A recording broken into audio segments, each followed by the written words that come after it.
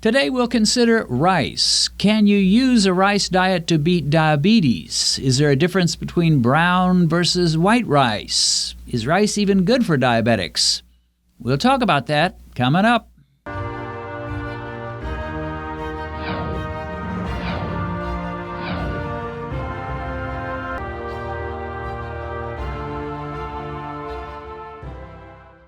Okay, let's talk about rice.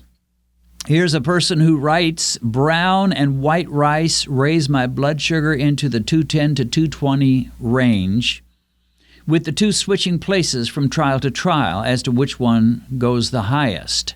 In other words, it doesn't seem to be much difference. He says rice is really bad for my diabetes.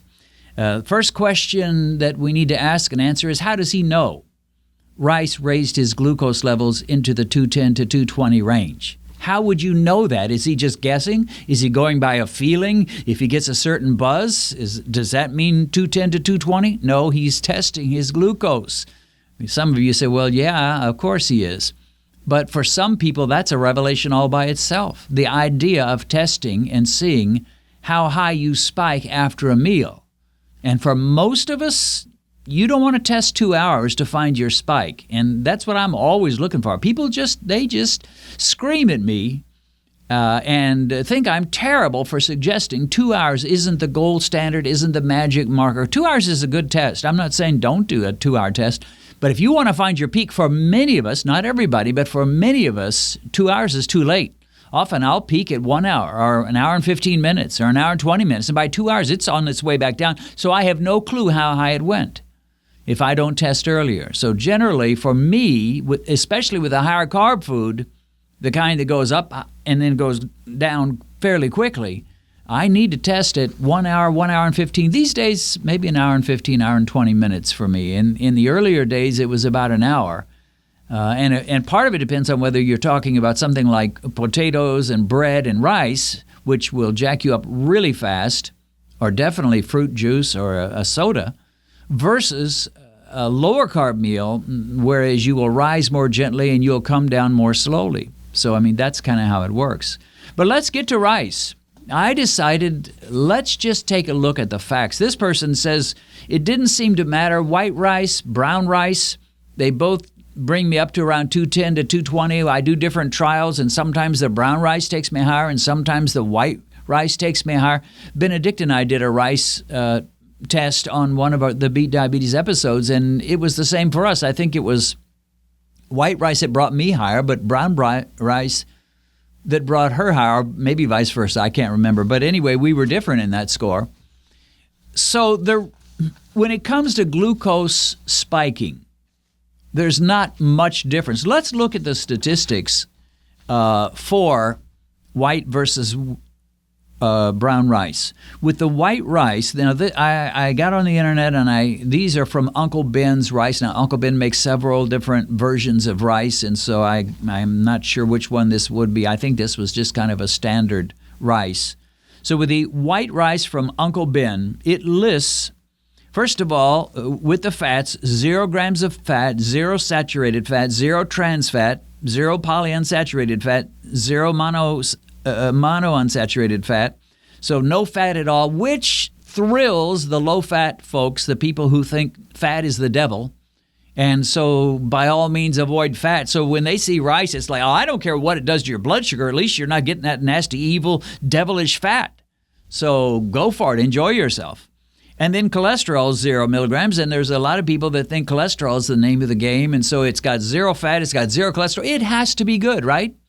Only problem is it spikes your blood sugar often, usually, significantly, or you might say like crazy. So if fat is your thing and fat is the devil in your mind, then of course rice would be good. Let's get down to total carbohydrates. 38 grams for white rice with no fiber at all. Now, if you skip over to brown rice, the carbohydrates is 35 with 1 gram. So white versus brown, white has more grams of carbs, yes, but not that much more. 4 grams above the brown rice. So that's not a lot. It's not like you're going from 40 grams of carbs and with one food down to 12 with another. that would be a significant savings.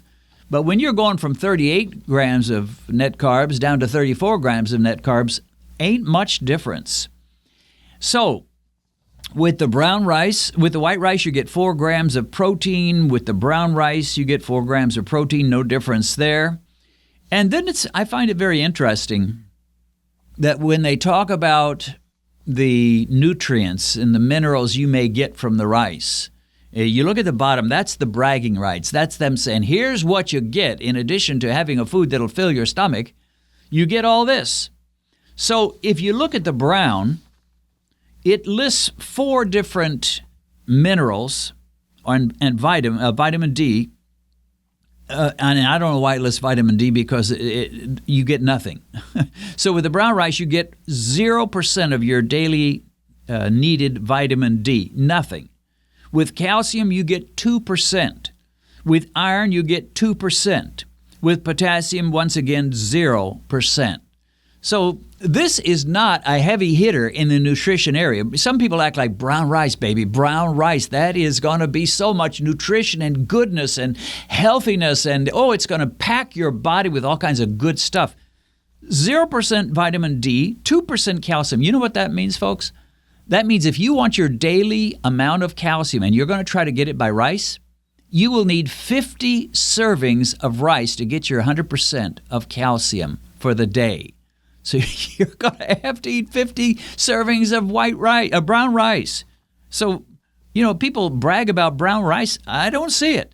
Then iron, 2%. Again, if you want your full day's supply of iron, you need 50 servings of brown rice. And that'll do it.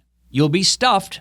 You'll be loaded. You'll probably be constipated, but you'll get your 100% of your iron if you'll just eat 50 servings of brown rice, which nobody, of course, I don't think could. Anyway, with the white rice, it's a different story. Vitamin D, 0, so you don't get that. Calcium, 0. But look at that. Iron jumps up to 20%. 20% of your iron. Well, that's significant. Potassium, nothing. Thiamine, 35. Now you're up to a third of your daily necessary thiamine. Niacin, 35%, a little over a third. Wow, this is really good. Folate, 25% of your daily needs for folate are provided through white rice. And of course, that brings up the question, wait a minute. The white rice has got all this stuff that is bragging that it's giving you quite a bit of, and the brown rice has almost nothing. But everybody says the brown rice has to be much healthier than the white rice. So if the brown rice is healthier, why is it that the white rice has a lot more nutrients and vitamins and minerals? Well, that's a good question. I was nearly certain I knew the answer to that, but I Googled it just to make sure and just to get a more definitive answer. So here's what I Googled. Why does white rice have more nutrients than brown rice? And one of the answers given on Google, I don't even know who it's from, but I'm sure it's true because I've heard it before. White rice, they say, is actually brown rice that is milled and polished, a process that removes the bran and germ layers. White rice is not adding to brown rice, it's taking stuff away. Because nutrients are lost through this process, B vitamins and iron are added back in after. So they strip it of almost everything that's possibly good, and then they throw in some nutrients. That's why when you look at the ingredients and the nutritional info, white rice can brag about, well, we've got iron and we've got this and we've got that. We've got 20% of your iron, 35% of your thiamine, niacin, 35%. In other words, we've got it, baby. But what they've got is rice that is essentially worthless, and then they throw in some vitamins and minerals and so forth to try to bump it up where they have bragging rights.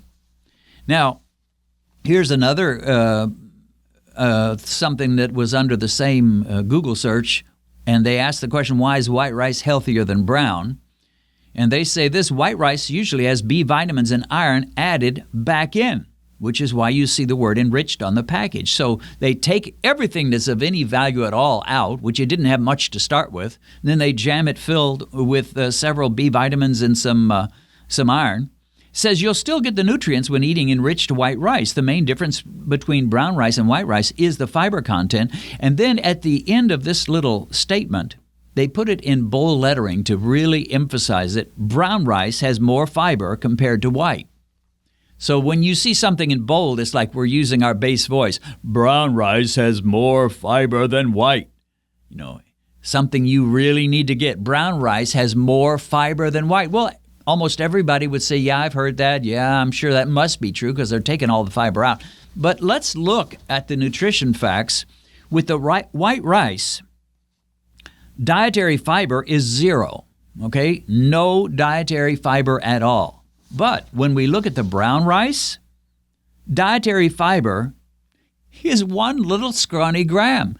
It's not like white rice has no fiber and brown rice has this mountain of fiber. White rice has no fiber, and brown rice has 1 little scrawny gram. This idea that rice is going to be healthy and nutritious, I know people have lived on it. You can live on a lot of things that aren't necessarily the best nutrition for you. But if you want real nutrition, don't look for it in rice, and don't look for it in bread. Bread is basically the same way. It'll fill you up. It'll make you feel like you've eaten something. You won't be hungry for a little while. But it has very little nutrition, and what nutrition it does have, usually, they've just jammed it in. Well, you are in for a treat today because I'm going to show you something you've probably never seen before. I'm going to magically transform a junk food into a health food. I have in my hands here a single Snicker bar, and we're going to open this baby up. And we are going to transform it. Now, almost everybody would agree that a Snicker bar is junk food. There's not any nutrition to it. It's not considered healthy. It's considered garbage. It's considered junk. It just tastes good. But by the power of magic, I am going to transform this Snicker bar. Yes, you heard that right. I'm going to transform this Snicker bar into a health food. How do I do that? I have here in my hands, behold, 2 multivitamins, packed with nutrition, packed with vitamins, packed with all kinds of good, healthy stuff. And bam, I'm going to put one in here. Oh, I've had this bar for years because I don't eat these, obviously, but I use them as demonstrations. There we go. Now, look at this baby. This is no longer a junk food. This is no longer garbage food. This is a health food filled with vitamins and minerals and all kinds of good things. So buy about 20 of these and have them for your daily allotment, your Snicker bar, your vitamin. They taste great. Lots of nutrition. You're good to go, right? Wrong. And all you've got to do if you want to know what it does is check with your glucometer and see what it does to your blood sugar. It will mess with you, my friend. Now, the question is, could you beat diabetes with rice? And there is a doctor that tries to do that with his white rice remedy for diabetes. Well, you could beat diabetes with about anything. You could use ice cream, you could use white rice, you could use white bread. Just eat it in small amounts. You'll start losing weight. And if you don't eat too much of it, your blood sugar will probably come down. You're not really doing yourself a favor. There's a lot better ways to try to overcome high glucose than eating rice and then cutting your calories so low that you have to lose weight and then bragging that you've improved your blood sugar. You may have. You haven't done yourself much of a favor. And it's interesting, the people who recommend things like rice and bread and just act like carbs are no big deal, they will never push the use of a glucometer. They will never tell you, check your spikes, check and see how your blood sugar peaks. They won't do that. Now, this person that left this comment, he says, hey, I've tried white rice, I've tried brown rice. They bump my blood sugar up about equally. I go over 200 with either one of them.